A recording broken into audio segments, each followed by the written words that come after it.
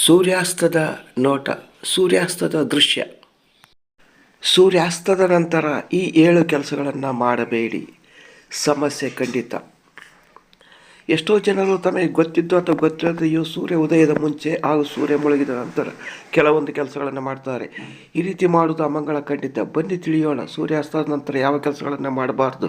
ಮೊದಲನೆಯದು, ಗಿಡದಿಂದ ಹೂಗಳನ್ನು ಮತ್ತು ಎಲೆಗಳನ್ನು ಕೀಳಬಾರದು. ಎರಡನೆಯದು, ಮನೆಯಲ್ಲಿ ಕಸ ಗುಡಿಸಬಾರದು. ಮೂರನೆಯದು, ಕೂದಲು ಮತ್ತು ಉಗುರುಗಳನ್ನು ಕತ್ತರಿಸಬಾರದು. ನಾಲ್ಕನೆಯದು, ಹಾಲು, ಮೊಸರು, ಉಪ್ಪು ಇಂಥ ವಸ್ತುಗಳನ್ನು ದಾನ ಮಾಡಬಾರದು. ಐದನೇದು, ಕನ್ನಡಿಯನ್ನು ಹೆಚ್ಚು ನೋಡಬಾರದು.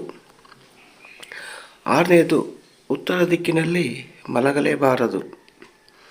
ಏಳನೆಯದು, ತುಳಸಿ ಗಿಡಕ್ಕೆ ನೀರು ಹಾಕಲೇಬಾರದು.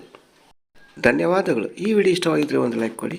ಹಾಗೆಯೇ ಈ ವಿಡಿಯೋದಿಂದ ಹೊಸದೊಂದು ಏನಾದ್ರು ಕಲ್ತಿದ್ರೆ ಈಗಲೇ ಎಲ್ಲರಿಗೆ ಶೇರ್ ಮಾಡಲು ಮರೆಯದಿರಿ. ದಯವಿಟ್ಟು ನಮ್ಮ ಚಾನಲ್ನ ಸಬ್ಸ್ಕ್ರೈಬ್ ಮಾಡಿರಿ. ಮತ್ತೊಮ್ಮೆ ಭೇಟಿಯಾಗೋಣ ಹೊಸ ವಿಡಿಯೋದೊಂದಿಗೆ.